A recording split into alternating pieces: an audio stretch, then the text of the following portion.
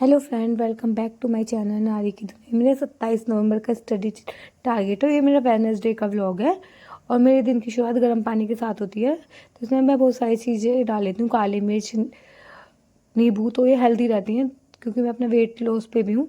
और मैं currently DT+D PRT और KVS PRT की तैयारी कर रही हूँ। जिसकी भी वैकेंसी पहले आएगी तो मैं उसका एग्ज़ाम दूंगी। अब बहुत सारे बच्चे DT+D के लिए क्वेश्चन पूछते हैं कि पहले किसकी वैकेंसी आएगी। देखो, मुझे नहीं पता किसकी वैकेंसी आएगी। अब जिसकी भी जब आएगी मैं साथ साथ तैयारी कर रही हूँ। अब जो भी होगा तो सबको पता चल जाएगा नोटिफिकेशन का। ऐसे तो कोई नहीं बता सकता कब कब वैकेंसी आएंगी। और किसी ने मेरे से पूछा था, क्योंकि मेरे चैनल पे बहुत सारी हाउस वाइफ जुड़ी हुई हैं, कि वो पढ़ तो लेती हैं लेकिन पढ़ा हुआ उन्हें याद नहीं होता, कि कुछ भी पढ़ती हैं और याद नहीं होता। तो मैं उनसे पूछना चाहूँगी, क्या आपने साइकिल चलाना याद है? आपको जनगणमा याद है? शायद आपको स्कूल छोड़े हुए शायद 7-5-6 साल तो हो ही गए होंगे। अगर आप BTC करके तैयारी करो 5-6 साल तो गए, लेकिन आपको राष्ट्रगान आज तक याद है। उसका क्या रीज़न है, क्यों याद है? और कमज़ोर से कमज़ोर बच्चा भी होगा ना, उसको राष्ट्रगान याद होगा। मुझे स्कूल छोड़े हुए 10 साल हो गए, मुझे आज भी राष्ट्रगान याद है। उसका सबसे बड़ा रीज़न क्या है? हमने राष्ट्रगान कभी भी याद नहीं किया, हमने राष्ट्रगान की प्रैक्टिस करी है। तो जिस चीज़ की भी हम प्रैक्टिस कर लेते हैं वो हमारे लॉन्ग टर्म मेमोरी में सेव हो जाती है। और प्रैक्टिस होती कैसे है? जहाँ हम ब्रेन मेमोरी और मसल मेमोरी दोनों का यूज़ कर लेते हैं। एक होती है हमारी ब्रेन मेमोरी, वही याद करने वाली, रटने वाली ब्रेन मेमोरी। और एक होती है मसल मेमोरी। मसल में तुम्हारे हाथ, पैर, नाक, कान, ये सब आ गए जितने भी। तो तुमने बचपन से ही राष्ट्रगान सुने हो, पहले राष्ट्रगान, दोबारा राष्ट्रगान, फिर उसका टंग का यूज़ कर रहे हो उसे बोलने में। कभी किसी ने तुम्हें राष्ट्रगान याद कराया है? ना क्लास में याद कराया, ना स्कूल में याद कराया, ना घर पे याद कराया, फिर भी सबको याद है। साइकिल चलाना तुमने याद किया, उसकी प्रैक्टिस करी है, तो उसकी प्रैक्टिस कर। तो जिस चीज़ की तुम प्रैक्टिस कर लेते हो वो तुम्हारे लॉन्ग टर्म मेमोरी में याद आ जाता है। अब लोग कहते हैं हमारे तो IQ कम है, हम तो सब कुछ याद कर रहे हैं ना, भूलेंगे। ये तो वही बात होगी, मैं नहाता हूँ तो गीला हो जाता हूँ। अरे नहाओगे तो गीले हो गई। मैं गर्म खाना खाता हूँ और फिर मेरा पेट भर जाता है। अगर तुम याद कर रहे हो तो भूलना स्वाभाविक है। ऐसा नहीं है तुम्हें याद करना, हमारा ब्रेन का फंक्शन होता है कि कोई भी चीज़ हम याद करते हैं तो उसे हम भूलेंगे ज़रूर। तो उसका रिवीजन बहुत ज़रूरी है। और रिवीजन करने के लिए भी सब सोचते हैं कि भाई हम आगे का पढ़ें या रिवीजन करें, ऐसे तो हमारा पीछे का छूट जाएगा। तो कोशिश करो जितनी भी सेंसेस यूज़ हो पाए तुमसे, जितनी भी ज़्यादा प्रैक्टिस हो जाए वो तुम अपने साथ करो, तो तुम्हारे माइंड में लॉन्ग टर्म में मेमोरी सेव रहेगी। तो मैं अपना फर्स्ट स्टडी स्लॉट कर रही हूँ और फर्स्ट स्टडी स्लॉट में मैं NIOS की यूनिट 9 कर रही हूँ। ये 508 ब्लॉक मेरा चल रहा है और ये मेरा वेडनेसडे का व्लॉग है 27 नवंबर का। तो मेरा टारगेट है 5 तारीख तक, 5 दिसंबर तक ये सारे पूरी यूनिट कंप्लीट कर दूँ और ये मेरा हो भी जाएगी 5 दिसंबर तक, क्योंकि मेरे व्लॉग थोड़े से पुराने आ रहे हैं। तो अगर तो यहाँ पे मैं कंट्री, अब मेरे से ना बहुत सारे लोगों ने कहा था हिंदी में दे दो कोई PDF। तो देखो, मैंने हिंदी में PDF दी थी। मेरा टेलीग्राम चैनल है, उसका लिंक तुम्हें बायो में मिल जाएगा या मैं डिस्क्रिप्शन में भी लिंक छोड़ दूंगी। तो वहाँ पे तुम प्रतीक शिवालिक सर की NIOS की PDF समरी बुक देख सकते हो। और वो हिंदी इंग्लिश दोनों है, बाइलिंगुअल है, दोनों में एक साथ दे रखा है। तो बहुत अच्छे से, मैं ये तो नहीं कहूँगी बहुत अच्छी बुक है, क्योंकि मैंने पूरा NIOS के 3 ब्लॉग पढ़ चुकी हूँ, तो मैंने सारे ब्लॉग का कंपैरिजन किया। बहुत सारी चीज़ें उन्होंने कट कर रखी हैं, लेकिन अगर देखो एक बुक में हमें सब कुछ दे रखा है तो बहुत सारी चीज़ें काटनी पड़ेंगी। तो एक बार अगर तुम खुद से NIOS पढ़ सकते हो तो एक बार NIOS पढ़ लो। और अगर आप खुद से नहीं पढ़ सकते हो, आपको लग रहा है कि नहीं ये बहुत हार्ड है, तो वो वाली बुक की मैंने PDF शेयर कर दिया टेलीग्राम पे, तो वहाँ से आप निकाल सकते हो PDF और उसका प्रिंट आउट करा लो और याद कर लो। ऐसा तो नहीं है, देखो बहुत अच्छी है, मैं ये नहीं कहूँगी वो बहुत अच्छी है, लेकिन हाँ काफ़ी तुम्हारा काम कर देगी। लेकिन 50-50 काम हो जाएगा, 100 में से 50 से एक नंबर आने स्टार्ट हो जाएंगे, लेकिन वही आपको 70 तक लाना है तो NIOS पढ़ने ही पड़ेंगे।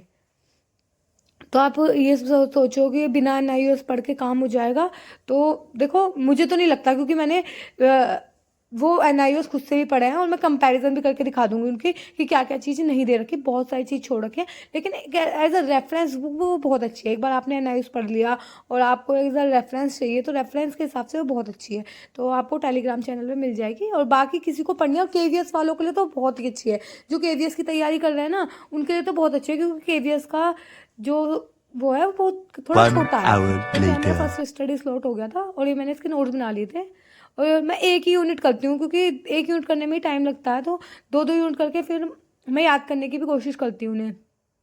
फिर यहाँ मैं सेकंड स्टडी स्लॉट कर रही हूँ और सेकंड स्टडी स्लॉट में मैं परमार एसएससी से ज्योग्राफी के नोट्स बना रही हूँ। मेरे एक ये वीडियो रह रही थी, तो इस वीडियो में थोड़ा सा पार्ट मेरा रह रहा था, तो मैंने सोचा कि ये वाला पार्ट कंप्लीट कर लेती हूँ।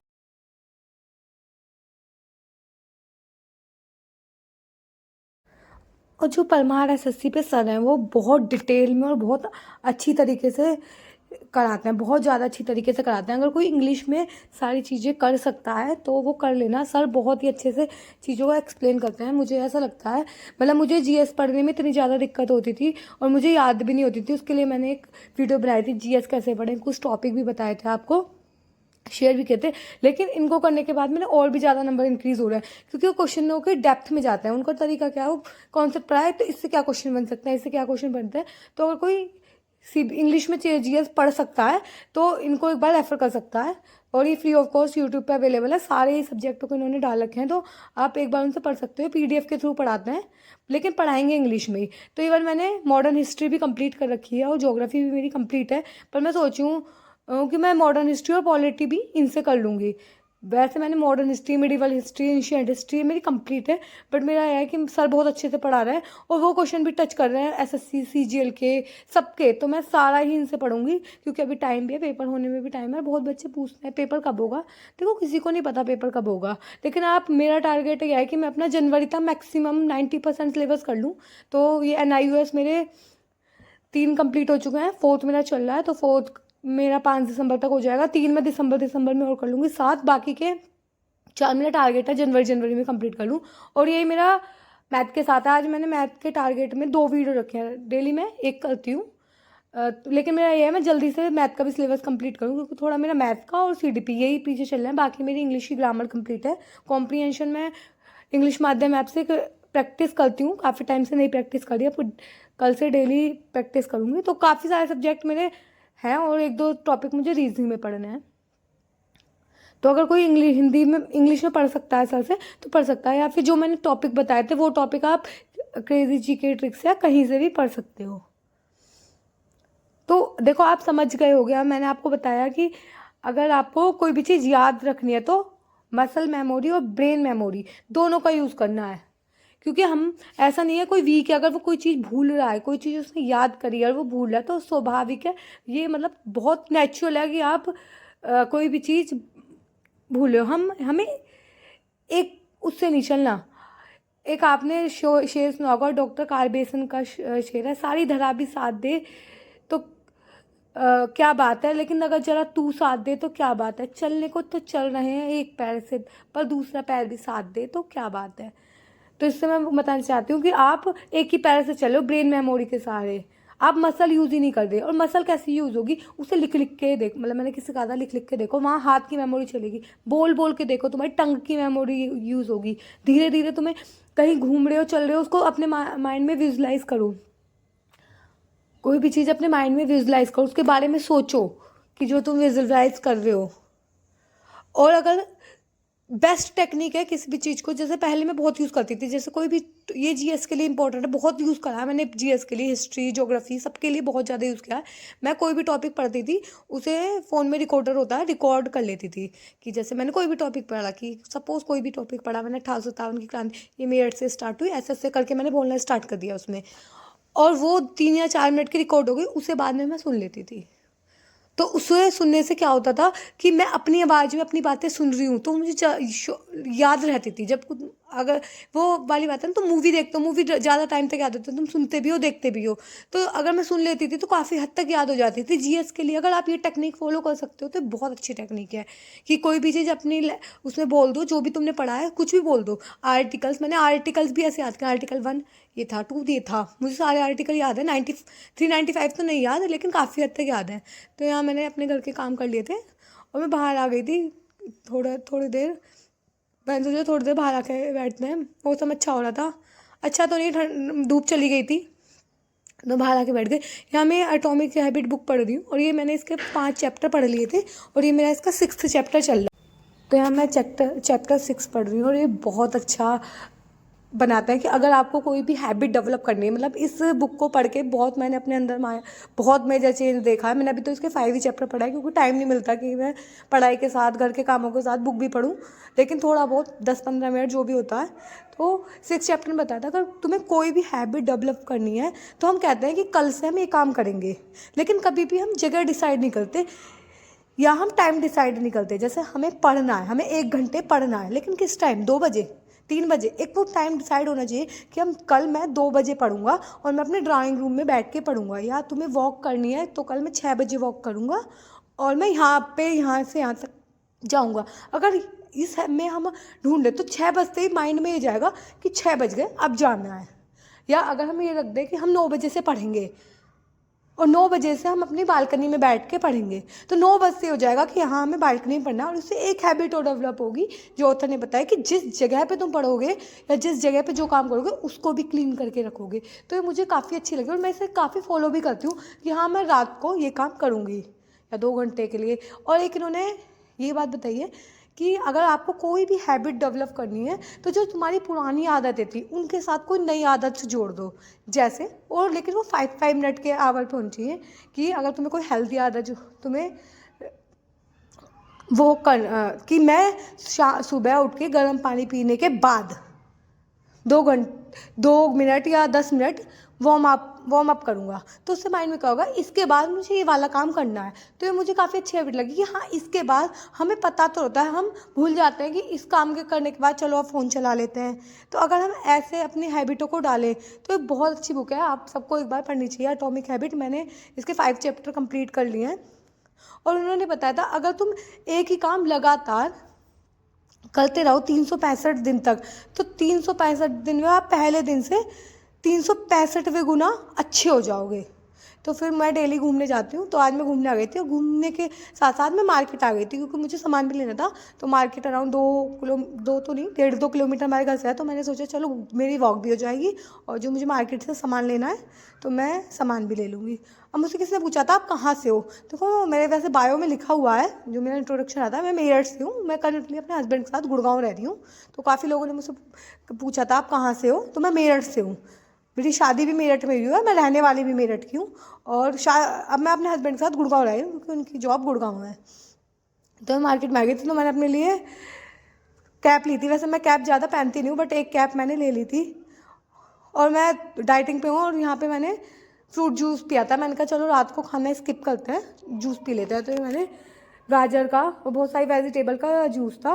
तो आके मैं 3rd स्टडी स्लॉट कर रही हूँ और मेरा टारगेट है कि 3rd स्टडी स्लॉट में मैं 2 वीडियो करूँ। उनकी 1.5 घंटे की वीडियो थी। आज मैंने 4th टारगेट नहीं दिया क्योंकि मैंने कहा मेरे को 2 वीडियो करनी है सर की। मैं डेली एक ही वीडियो कर पाती हूँ, मुझे जल्दी से जल्दी रेशियो प्रोपोर्शनल कंप्लीट हो रहा है। और ये मेरी 6th वाली यूनिट चल रही है, इसके बाद 2 रह जाएंगी। तो ये मेरा 5 दिसंबर तक मेरा टारगेट है जितना भी कंप्लीट हो जाए, क्योंकि 5 दिसंबर को हमें कहीं जाना है। तो यह 5 दिसंबर तक मैक्सिमम मेरा जितना भी कवर हो जाए, तो मेरे को 5 दिसंबर तक रेशियो प्रोपोर्शनल कंप्लीट करके उसके प्रैक्टिस भी करने हैं क्वेश्चंस। तो ये तो मेरा 27 नवंबर का व्लॉग है, तो 5 दिसंबर तक कंप्लीट हो जाएगा क्योंकि सर की 8 वीडियो। और किसी ने मुझसे पूछा था कि जो गगन प्रताप सर की आप शीट लगाते हो, तो देखो ये शीट उसे ही मिलेगी जिन्होंने प्रीवियस ईयर या उनका बैच परचेज कर रखा है। मैंने सर का बैच परचेज कर रखा है। और किसने भी पूछा था सर का बैच कितने का आया, तो देखो सर का बैच मैंने शायद मई में लिया था, जब मैंने सोचा था तैयारी करते हैं, तो मैथ के लिए कोई रिसोर्स मिल नहीं रहा था, तो तब लिया था। अराउंड 550 का था, एग्जैक्ट मुझे याद भी नहीं, लेकिन ज़्यादा महंगा नहीं था, 600 के अंदर ही था, कोई बहुत कॉस्टली नहीं था। और सर मतलब अगर आप एक बार गगन प्रताप सर से या आदित्य रंजन सर से एक बार पढ़ लेते हो तो आपके बेसिक कॉन्सेप्ट तो बहुत ज़्यादा, जो छोटे छोटे क्वेश्चन होते हैं ना, मैंने एक बार मैथ कर रखा है, बट मेरे को अपनी स्पीड बढ़ाने के लिए मैं कर रही हूँ बेसिकली। तो मेरा क्वेश्चन बेसिक से सॉल्व करती हूँ। तो बेसिक से, क्योंकि आपको पता है DT+B में टाइम की शॉर्टेज है। अगर मैं बात करूँ KVS के लिए, तो KVS के लिए बहुत टाइम है, आराम से क्वेश्चन सॉल्व कर सकते हैं क्योंकि वो 180 क्वेश्चन और 180 मिनट होती हैं वहाँ पे। तो लेकिन यहाँ पे, और जब मैंने KVS का पेपर दिया था तो मेरे 20 में से 20 मार्क्स है, क्योंकि पेपर भी बहुत आसान आता है। मैंने डाला भी था टेलीग्राम पे, आप टेलीग्राम पे देख सकते हो, मैंने 4-5 पेपर डाले हुए हैं KVS के। तो KVS बहुत आसान आता है। लेकिन अगर हम बात करें DT+B की, एक मैंने पेपर DT+B PRT का भी डाला है, वहाँ पर आपको शॉर्ट ट्रिक्स पता होनी चाहिए, वरना आप पेपर छोड़ दोगे वरना आपका पेपर कंप्लीट नहीं होगा। तो शॉर्ट ट्रिक की वजह से मैंने गगन प्रताप सर को चूज़ किया है। और मुझे लगता है कि हाउस वाइफों की सबसे बड़ी मिस्टेक यही होती है कि वो कभी भी ना एक सोर्स पे रिलायबल नहीं होती। तुम एक सोर्स पे रिलायबल हो, तुम भरोसा करो किसी भी टीचर पे, चाहे दुनिया का कोई भी इंसान आप कह रहा है कि गलत पढ़ा है, कोई भी टीचर ख़राब नहीं पढ़ाता, वो अपनी तरफ से 100% देते हैं। पर ये बात होती है हमें किसका समझ में आ रहा है। हो सकता है किसी को किसी का समझ में आ रहा हो, तो तुम्हें जिस भी टीचर का समझ में आ रहा है तुम उन टीचर से पढ़ो। और अपने पढ़ने के साथ साथ ब्रेन मेमोरी और मसल मेमोरी दोनों का यूज़ करो, तो तुम्हारी चीज़ें लॉन्ग टर्म तक तुम्हारे माइंड में रहेंगी। अगर तुम लॉन्ग टाइम तक कुछ भी करना चाहते हो तो बहुत ज़्यादा यूज़ करो अपनी मसल मेमोरी का। तो आज मेरे सारे टारगेट वेडनेसडे के कंप्लीट हो गए और मैं बहुत हैप्पी हूँ, सारे मैंने टारगेट अचीव कर लिए। तो आज की वीडियो में इतना ही। अगर आपको वीडियो पसंद आई है तो वीडियो को लाइक करना, चैनल पे नए हैं तो सब्सक्राइब करना।